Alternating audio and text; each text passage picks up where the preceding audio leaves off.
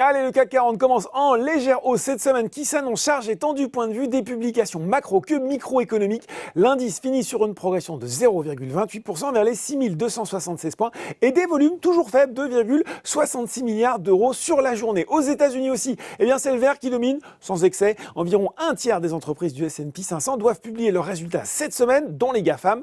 À 17h45, on a donc un Dow Jones qui grimpe de 0,11% vers les 34 080 points et un Nasdaq à plus 0,56% vers les 14 095 points. Retour sur le marché français avec Solution 30 qui s'impose à l'arraché. Plus forte progression du SBF 120, le groupe publiera ses résultats annuels mercredi. On retrouve ensuite Eramet, le producteur de nickel, a réalisé un chiffre d'affaires de 838 millions d'euros au premier trimestre, en hausse de 8%. Il table par ailleurs pour une poursuite de cette bonne dynamique de ses marchés au deuxième trimestre. CGG est également bien orienté, tout comme les foncières Mercialis et Clépierre.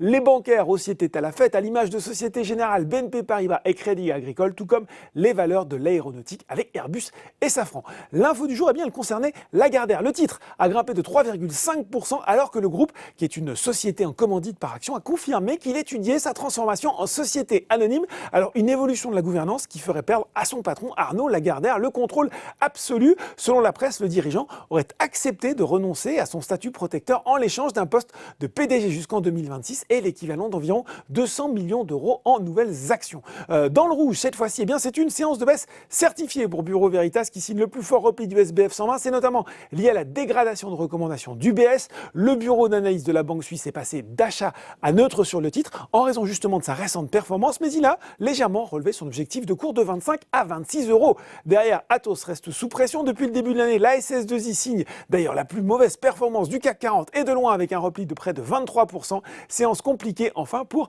Pernod Ricard et Téléperformance. Voilà, c'est tout pour ce soir. Maintenant, n'oubliez pas tout le reste de l'actu éco et finance est sur Boursorama.